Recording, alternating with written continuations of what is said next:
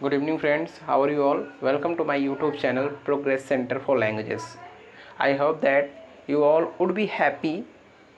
मैं उम्मीद करता हूँ आप लोग स्वस्थ होंगे, अच्छे होंगे, बढ़िया होंगे।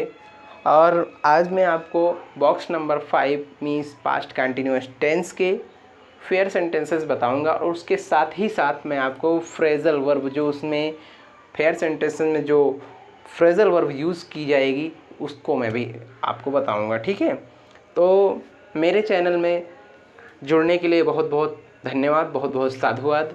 और जो हमारे चैनल पे PCL progress centre for languages पर जो स्टूडेंट जो डिसाइपल अभी नए हैं वो हमारे इस चैनल को सब्सक्राइब कर लें, लाइक कर दें और मेरे इस सेशन को अपने दोस्तों, अपने मित्रों तक शेयर कर दें ताकि मेरे द्वारा बताए हुए सेंटेंस और टेंस की जो पहचान और आइडेंटिफिकेशन कंस्ट्रक्शन जो नया नया बताया गया है वो किसी और तक भी पहुंच जाए, आपकी मदद से उनका भी भला हो। ठीक है, और मेरे इस सेशन को, मेरे इस वीडियो को ज़्यादा से ज़्यादा शेयर करके लाइक और कमेंट में अपनी राय ज़रूर दें और थंबनेल दे करके और बेल आइकन प्रेस ज़रूर करें। ठीक है, ताकि मेरे हर एक नया वीडियो आप तक सबसे पहले पहुँचे। ठीक है, तो आइए शुरू करते हैं box number 5 means past continuous tense का फेयर सेंटेंसेस का ये पहला सेंटेंस। वह सुबह सुबह उंगली फोड़ रहा था इसलिए मैंने उसे डांटा। कुछ लोगों की आदत होती है कि सुबह उठते हैं तो क्या करते हैं, ऐसे उंगलियां फोड़ते हैं। Just wait please.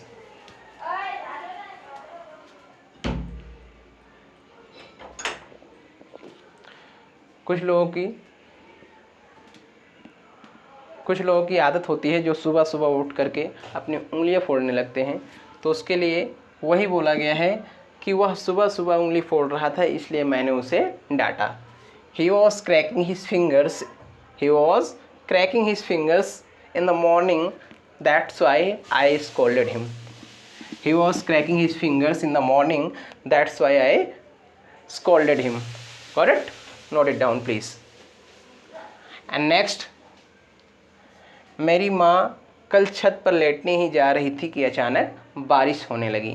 नेक्स्ट क्या है, मेरी माँ कल छत पर लेटने ही जा रही थी कि अचानक बारिश होने लगी। इस सेंटेंस को जो होने लगी, लगा लगी जहाँ पर आता है वहाँ पर बिगैन टू का यूज़ होता है। ये भी एक यूज़ है, मैं आपको आगे बताऊँगा जब यूजेस पढ़ाऊँगा। तो लगा लगी, जैसे मैं पढ़ने लगा, आई बिगैन टू रीड। मैं रोने लगा, आई बिगैन टू वीप। वो रोने लगी, सी बिगैन टू वीप। ठीक है, सी बिगैन, वो चिल्लाने लगी, सी बिगैन टू क्राई। ठीक है, मुझे समझ में आने लगा, आई बिगैन टू गेट। समझना, गेट मतलब होता है समझना। आई बिगैन टू गेट, मैं समझने लगा या मुझे समझ में आने लगा। ठीक है, मुझे समझ में आने लगा। वो सोने लगी, वो बोलने लगी। ठीक है, गूंगे बोलने लगे, अब गूंगे भी बोलने लगे। ठीक है, गूंगे बोलने लगे, डम बिगैन टू स्पीक। तो ऐसे ऐसे सेंटेंस जो होते हैं, या बारिश होने लगी, इट बिगैन टू रेन। जहाँ पर कर्ता न हो वहाँ पर इट का प्रयोग करते हैं, इट बिगैन टू रेन। या बारिश शुरू हो गई, it started to rain. Started का भी प्रयोग करते हैं। ठीक है, तो लगा लगी लगी के साथ बिगैन टू और स्टार्टेड दोनों भी लगता है। यहाँ पर आप बिगैन टू भी यूज़ कर सकते हैं और स्टार्टेड टू भी यूज़ कर सकते हैं। स्टार्ट का सेकेंड फॉर्म स्टार्टेड। ठीक है, तो माई मदर, इसका ट्रांसलेशन क्या होगा, my mother was throwing her self down, my mother was throwing herself down on the roof. My mother was throwing herself down on the roof that it suddenly began to rain. ठीक है, क्या बोलेंगे, My mother was throwing herself down on the roof that it suddenly began to rain. My mother was throwing herself down on the roof. Roof मतलब छत होता है। My mother was throwing herself down on the roof that it suddenly began to rain. That it suddenly began to rain. My mother was throwing herself down on the roof that it suddenly began to rain. Note it down, please.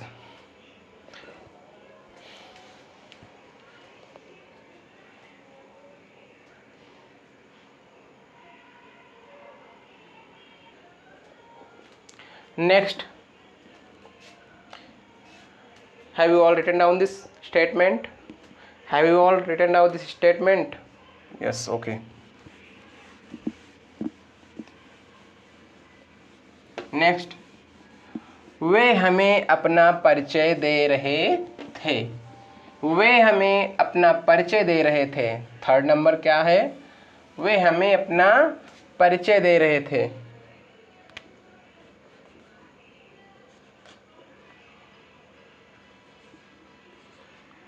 वे हमें अपना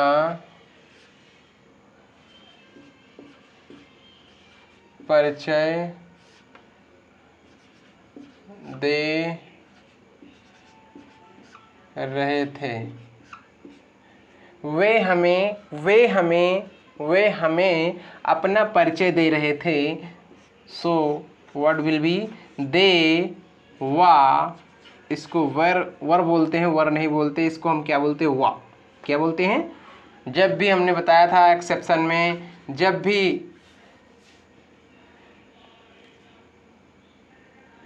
भी are के पहले ए ई आई ओ you आता है तो are को हम साइलेंट कर देते हैं और आगे जो रा है, रा की जगह पे अर्थात जो आर है आर की जगह पे छोटा आ लिखते हैं। ठीक है, जैसे सर, एस आई आर, तो आर के पहले अगर वॉवेल आता है तो इसको सा और इसको क्या लिख देते हैं?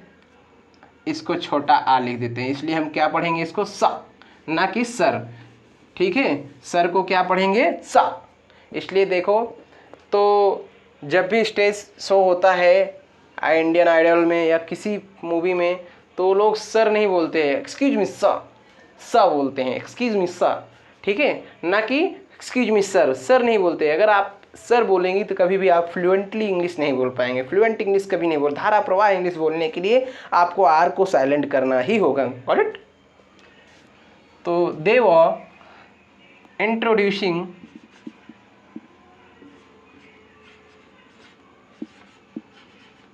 they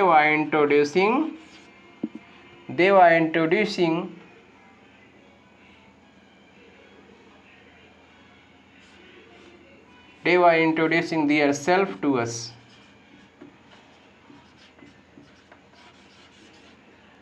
their self to us किसको दे रहे थे? हमें दे रहे थे ना। they were introducing their self to us, वे हमें अपना परिचय दे रहे थे। ठीक है, नोट इट डाउन प्लीज।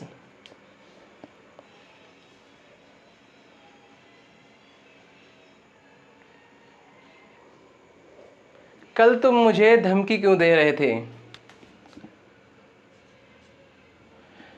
कल तुम मुझे फ़ोन पर धमकी क्यों दे रहे थे? कल तुम मुझे फ़ोन पर धमकी क्यों दे रहे थे?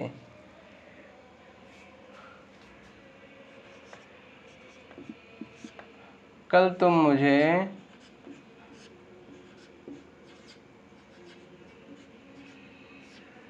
कल तुम मुझे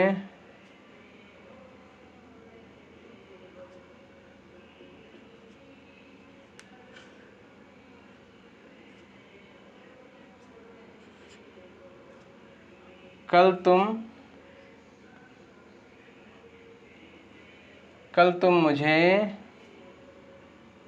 फ़ोन पर कल तुम मुझे फ़ोन पर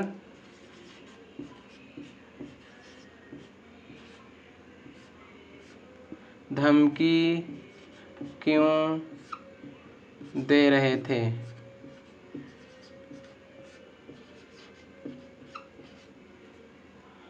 कल तुम मुझे फ़ोन पर धमकी क्यों दे रहे थे? Why were you? तो यहाँ पर क्या लिखेंगे? क्योंकि मीनिंग सबसे पहले लिखेंगे why। According to subject we have to use auxiliary verb wa, because wa is plural numbers auxiliary verb, and here is subject is also plural number. That's why we have to use plural number verbs, plural numbers auxiliary verb, because here is plural number subject.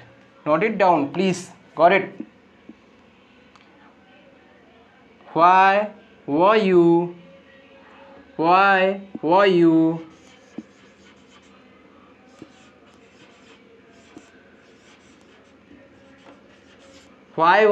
holding me? Why were you holding me out a threat? Why were you holding me out a threat yesterday on a phone? बाद में भी लिख सकते हैं, पहले भी लिख सकते हैं. Why were you holding me out a threat on the phone yesterday? On the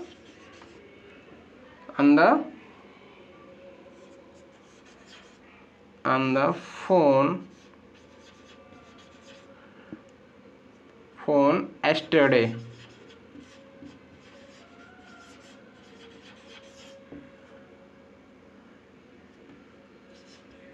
Okay.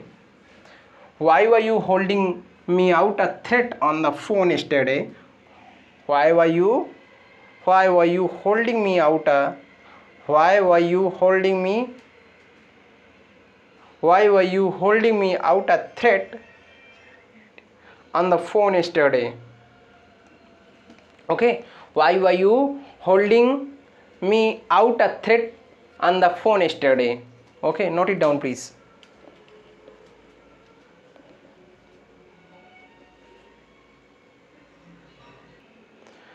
चोर पुलिस को चकमा दे रही थी.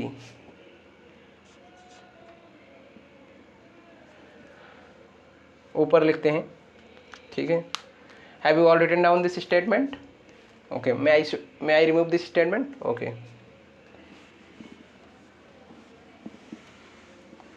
नेक्स्ट, चोर पुलिस को चकमा दे रही थी. 5th number.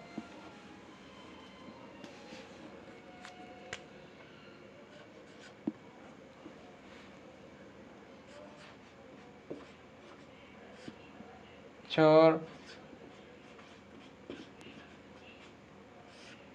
पुलिस को चकमा देना मतलब घुमाते रहना. चोर पुलिस को चकमा दे रही थी.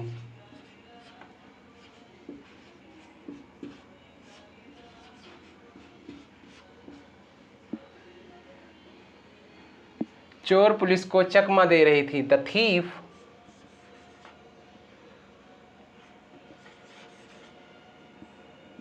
आगे आर्टिकल लगा दीजिए. द थीफ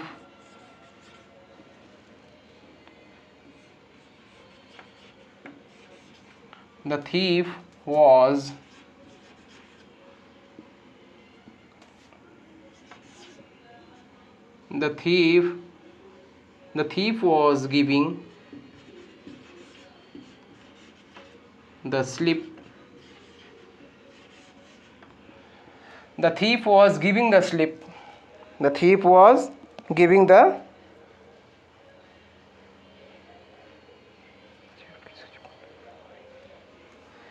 The thief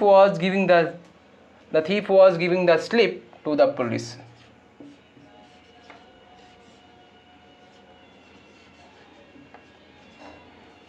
ठीक है. पुलिस एक नहीं होती, कई सारे रहते एक साथ में, तो इसलिए टू द लग गया है, क्योंकि द एक से ज़्यादा कोई चीज़ें होती हैं तो वहाँ पर डिफिनिट आर्टिकल्स नहीं बल्कि इनडिफिनिट आर्टिकल का यूज़ होता है. ठीक है. The thief was giving the slip to the police. The thief was giving the slip to the police.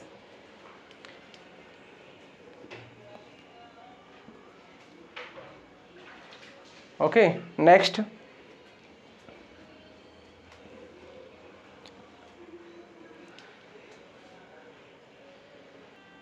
Next, number 6. वह जुल्म के खिलाफ उंगली उठा रहा था मगर अफसोस कि आज वो दुनिया में नहीं है. नंबर 6. वह जुर्म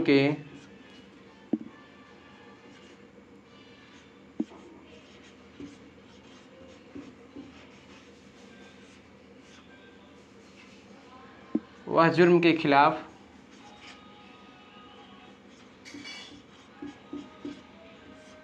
उंगली वह जुर्म के खिलाफ उंगली उठा रहा था। वह जुर्म के खिलाफ उंगली उठा रहा था, मगर अफसोस कि आज वो दुनिया में नहीं है।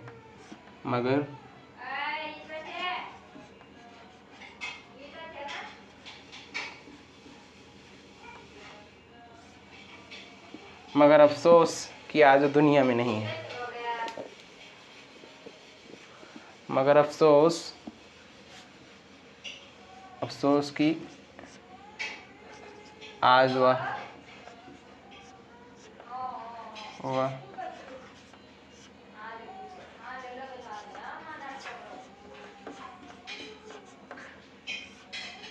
दुनिया में नहीं है।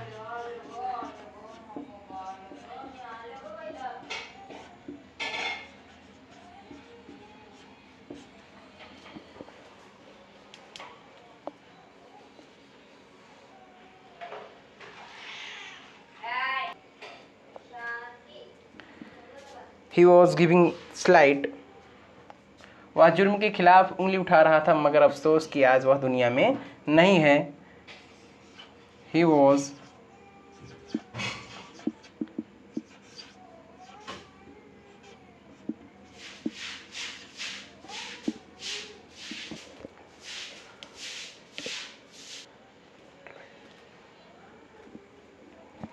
giving slight।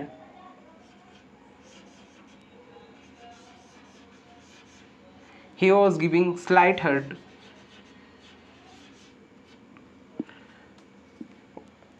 He was giving मतलब he was giving slight hurt। He was giving slight hurt। वो उंगली उठा रहा था जुर्म के खिलाफ, अगेंस्ट AGAINST। AGA यहाँ पर A है, आप कंफ्यूज मत होइएगा। AGAINST AGAINST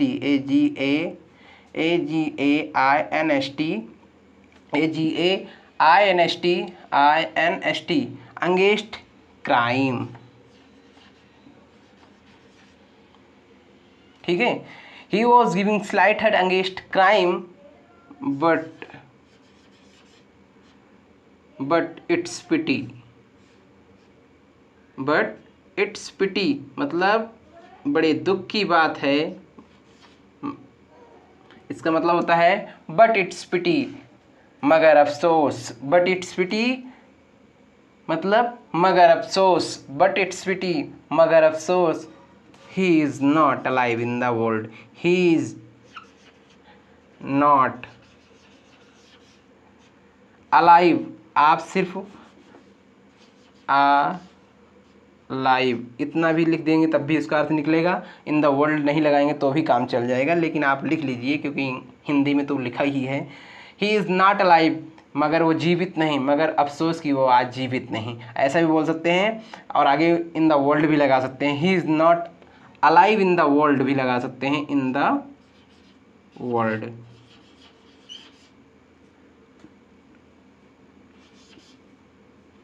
ठीक है। He is not alive in the world। alive in the ठीक है।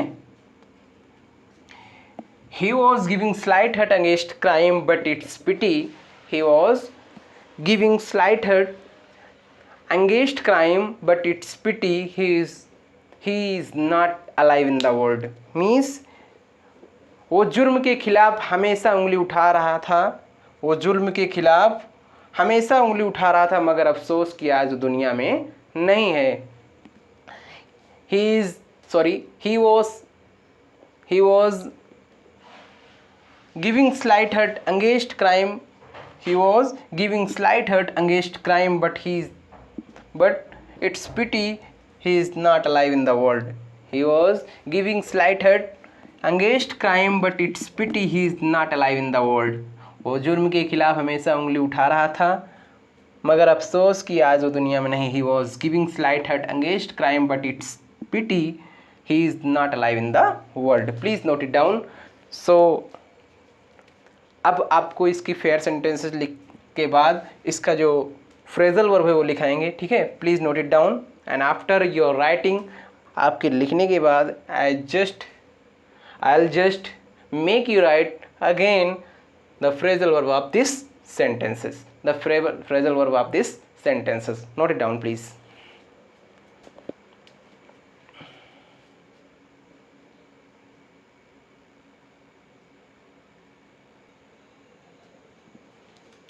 Have you all written down this statement please? So could I remove this statement? Okay.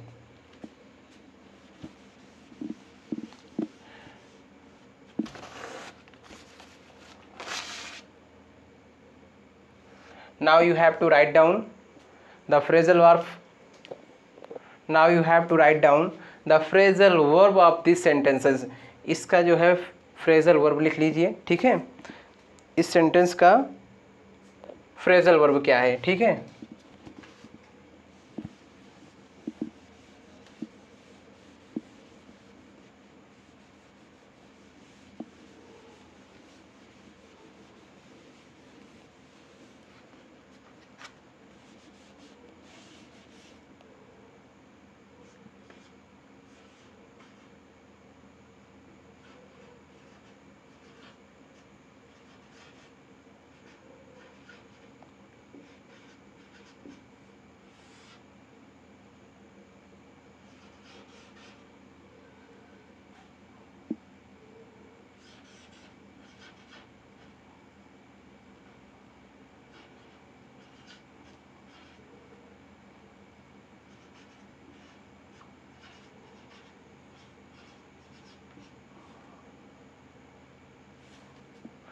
Phrasal verbs of fair sentences.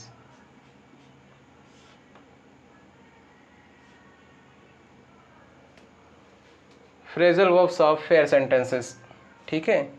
Fair sentences के phrasal verb कौन कौन से होते हैं देखिए।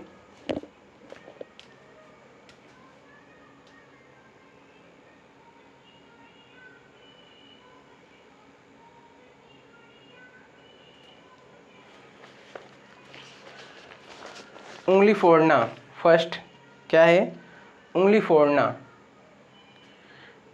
Crack once fingers मतलब उंगली फोड़ना, ठीक है।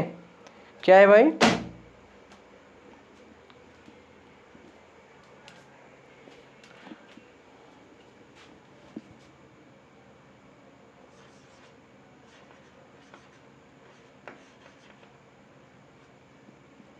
Crack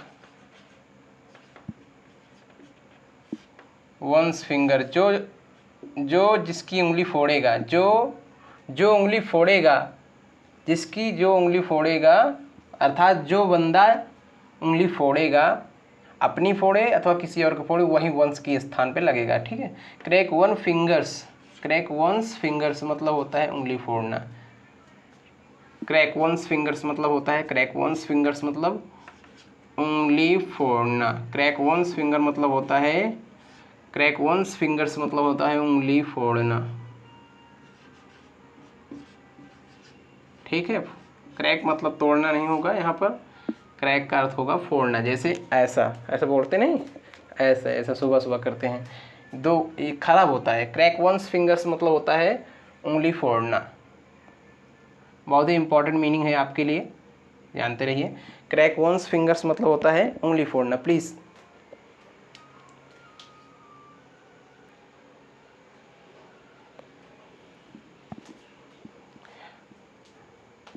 throw one self down मतलब होता है लेट जाना। क्या होता है, THROWONE, वन के स्थान पर पॉसेसिव केस होगा, जैसे आई का माई, वी का अव, दे का दिय, ही का हिस, सी का हर।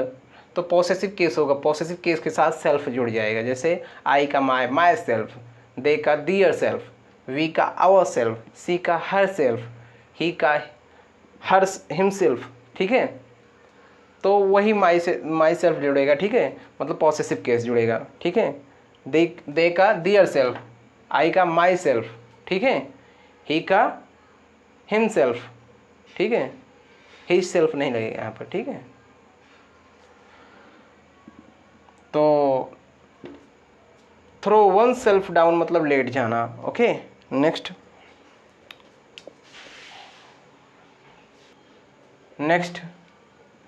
Introduce oneself to us somebody. To us मतलब वो जो अस लगाया वो समबडी है। INTRODUCE, इंट्रोड्यूस वन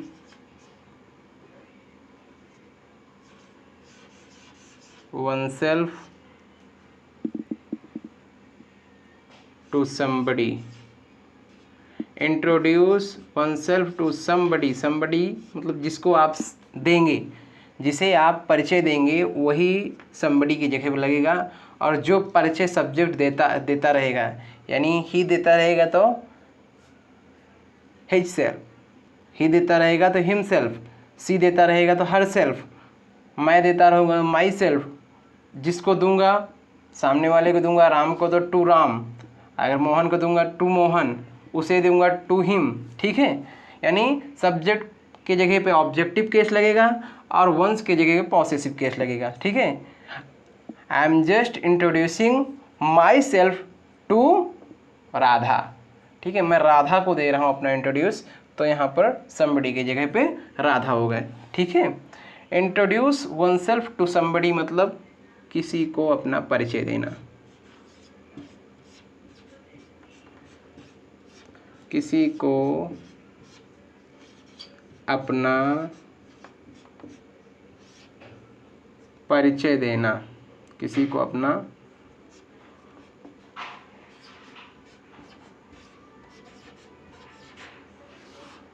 परिचय देना, किसी को अपना परिचय देना। Note it down please.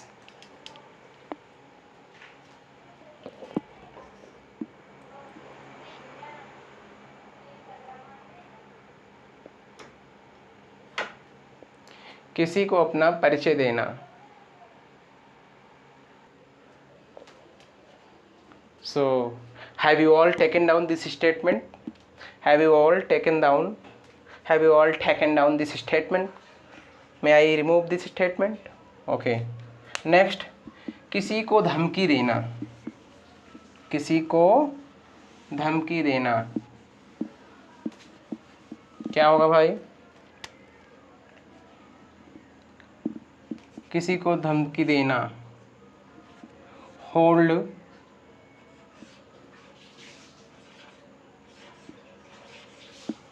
Hold somebody, जिसको आप देंगे, hold somebody out a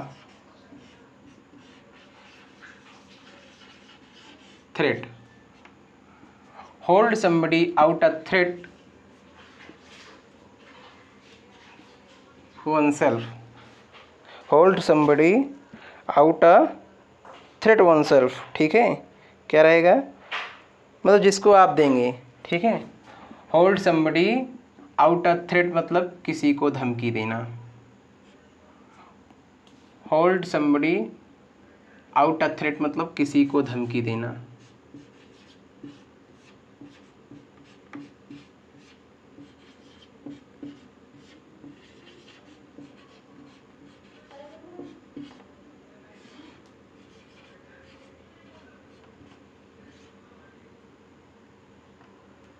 hold somebody out a threat मतलब किसी को धमकी देना। Please note it down.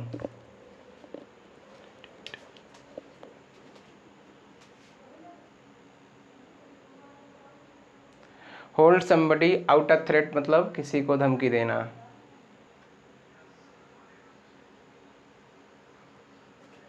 And next and last,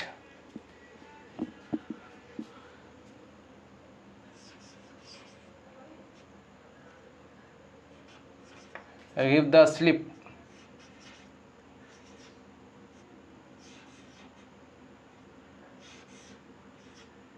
give the slip मतलब GIVTHE the SLIP give the slip मतलब चकमा देना।